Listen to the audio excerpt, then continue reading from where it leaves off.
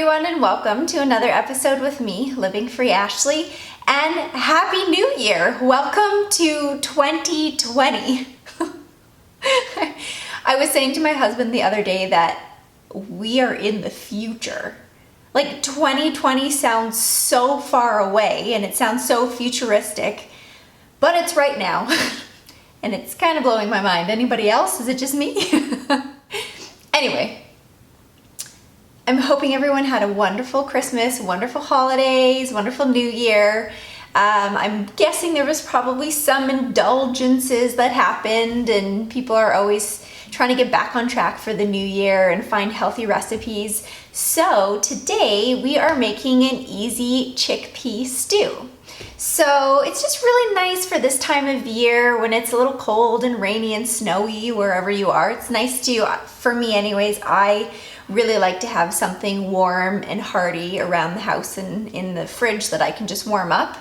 And it's full of protein. Has got a whole bunch of kale in it, a lot of spices, and it's just a really great one-pot vegan stew to have around.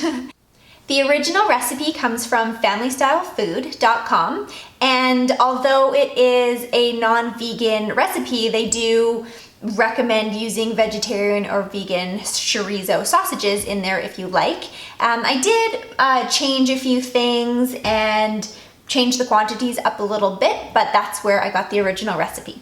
I did do some prep work last night knowing that I was going to film this video and make this recipe today. So I encourage you to do the same so that when you go to make the recipe, it's super, super simple. So when I go through the ingredients, I'll tell you which were the ones I prepped the night before.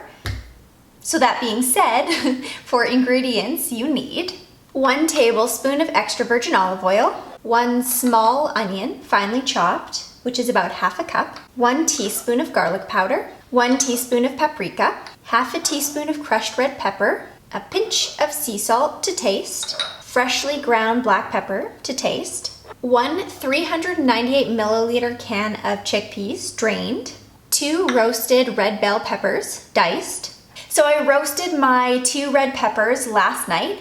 All I did was cut them in half, de-seed them, take the stems out, put them on a silicone lined baking sheet, and I baked them at 450 right near the top of the oven for about 25 minutes until the skin was all blistered and charred. And then I just let it cool for a few minutes until I could handle the peppers, and then I took the skin off and then just popped them in the fridge, and then I just chopped them up this morning. 4 cups of veggie broth. Last night I went to pull out my frozen veggie stock only to realize that I didn't have any, but I did have a half bag full of my frozen compost veggies and just whipped up a quick batch of veggie stock. It is a little bit lighter than it usually is because I only had half a bag, but it'll still do the trick, and I will link my video up here on how to make compost veggie stock. 2 cooked Beyond Meat Italian sausages, sliced. So I cooked up the sausages last night, put them in the fridge, and then just sliced them this morning. And 4 cups of chopped kale, stems removed, or spinach. And the last thing I did for prep last night was chop, de-stem, and wash the kale so that it was all good to go this morning for this recipe. You also need a large pot, and you need a Vitamix or blender or an immersion blender. And I think that's it.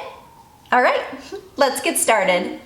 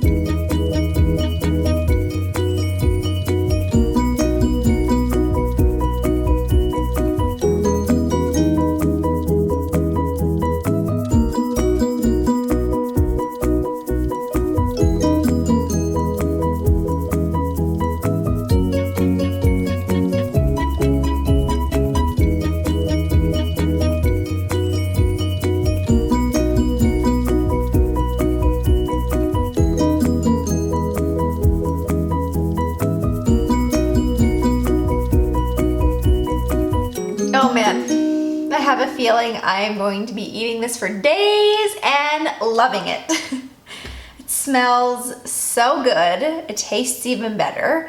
And if you want to make it a little bit heartier for somebody else in your family, like my husband who needs a little bit more than me, I would recommend serving it over rice or quinoa or pasta shells, anything like that you can add in there, but it's already pretty hearty to begin with and full of protein. And as much as I love the Beyond Meat sausages, I know some people like to stay away from the processed fake meats or alternative meats. So in that case, you're still getting tons of protein from the chickpeas. You can bump it up to 2 cans if you'd like, but I really like the sausages as a little treat, so I'm keeping those in there for this recipe. So thank you again for watching another video with me, Living Free Ashley. Welcome to 2020. I'd love to hear if you have New Year's resolutions or if there's changes or anything like that you're making for the year. For me, it's just focusing on finding a new house with my husband and renovating that, and I think once I get past that, then I can look into other goals and challenges and resolutions. So thank you again. Please give this video a thumbs up if you liked it. Please share, please subscribe, and cheers to living free.